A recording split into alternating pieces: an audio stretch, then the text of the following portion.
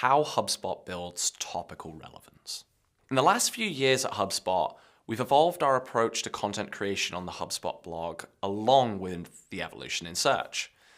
We used to create content only around specific keywords, but now we create around broad topics to build topical relevance. In fact, in several cases, we've built topical relevance around topics we didn't have a product for yet, but we knew we would in the future. That's the story on topical relevance I'll share with you today. More than a year before HubSpot ever had a customer service product, we started building topical relevance around the topic of customer service. We weren't ranking for anything related to customer service at the time, but we knew we'd eventually want to be known for that topic, and it would take time to build relevance.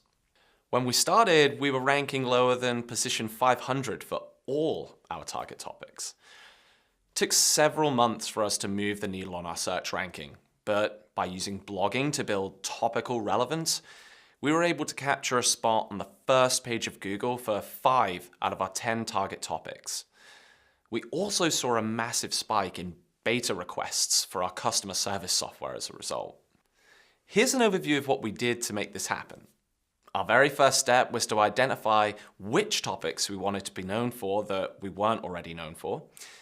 To find these topics, we started by identifying topics that were closest to the bottom of the funnel and then moved our way up. Bottom of the funnel topics for us were things like customer feedback software and help desk software, topics that had high purchase intent. We started here because at the end of the day, we wanted to center our strategy around getting people to sign up for our software product. From there, we expanded with more middle and top of the funnel topics like customer feedback, customer satisfaction surveys, and NPS. Once we had a list of topics, we prioritized which of these topics we wanted to rank for, where we wanted to rank, and by when. Like I said, when we started, we weren't ranking for anything, not even in the top 500. Let's take the topic customer feedback software as an example. This is one of the bottom of the funnel topics that we wanted to rank for. The first thing we did was build a product page for our upcoming customer service software, which we said was coming soon, and provided an email field where someone could sign up to be notified when the product was ready. That way, by the time the product launched, the sign-up page was already gained search authority. Next, we wrote a long canonical piece of content, which we call a pillar page, on the related topic, customer feedback.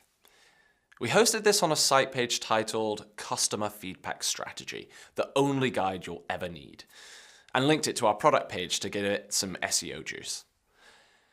Our next step was to break down the topic of customer feedback into questions that our target customers might ask about that topic. Here are a few questions we came up with. How should I go about asking for feedback from customers? How can I improve my customer feedback survey? How do I measure customer satisfaction? And what should I do with the customer feedback I get on social media? Then, we turned every one of these questions into blog posts.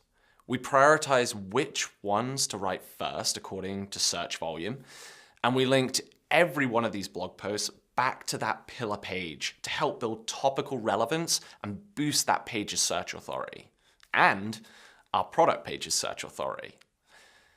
To make our blog posts more attractive for others to link to, we added what we call linkable hooks to these posts. Linkable hooks are things like original charts and images, unique data and research, quotes from industry experts, and pros and cons tables, which we find people like to link to. Next, we prepared an outreach strategy to help build links to these posts. We identified blogs and communities relevant to our topic and reached out to them using link building tactics like offering to write a guest post on their blog. When it came to actually doing the outreach, we found it was easier to get backlinks from companies that were tangentially related to our target topic, like survey tool companies, for example, rather than businesses that were borderline competitors. After just a few months Our product page was ranking in the #3 spot on page 1 of Google for our target topic, customer feedback software, before the product had even came out.